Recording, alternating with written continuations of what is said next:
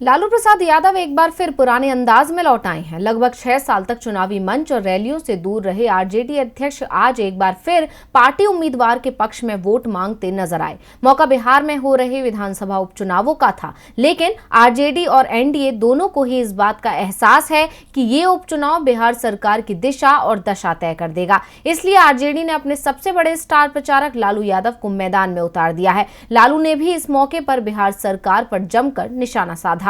बिहार में 2 विधानसभा सीटों के लिए होने वाले चुनावों के लिए प्रचार खत्म होने में अब कुछ ही घंटों का समय रह गया है।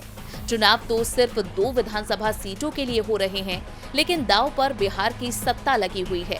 चुनाव शुरू हुआ तो मुकाबला आरजेडी और जेडीयू के बीच माना जा रहा था, लेकिन अब ये मुकाबला पार्टियों के बीच नहीं बल्कि व्यक्तियों के बीच सिमटता नजर आ रहा है। लालू यादव की चुनावी मंच पर एंट्री हो चुकी है और अब ये चुनाव एनडीए और महागठबंधन की जगह लालू और नीतीश कुमार के बीच का चुनाव हो गया है। लगभग 6 साल बाद किसी चुनावी मंच से लालू बोल रहे थे। तारापुर में पार्टी प्रत्याशी के लिए प्रचार करने पहुंचे लालू ने पहले हाथ हिलाकर अपने समर्थकों का अभिवादन किया और उनका उत्साह बढ़ाया। इससे पहले आखिरी बार 2015 के विधानसभा चुनाव में लालू ने चुनावी सभाओं को संबोधित किया था। तब उनकी पार्टी आरजेडी का जेडीयू के साथ गठबंधन था।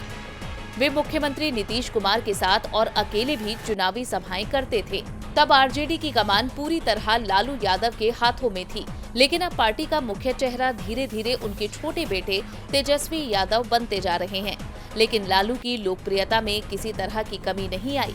लालू ने अपने ही अंदाज में नीतीश कुमार पर निशाना साधते हुए कहा कि कोई एने खींचता है तो कोई ओने खींचता है। कहते थे बीजेपी में नहीं जाएंगे, हम सीएम बना दिए, अब देख लीजिए हालात। तेजस्वी यादव तो सीएम बन गया था, लेकिन एन मौके पर नीतीश ने गड़बड़ी कर दिया। हमने नीतीश को तिलक लगाया, लेकिन वो काम के नहीं निकले।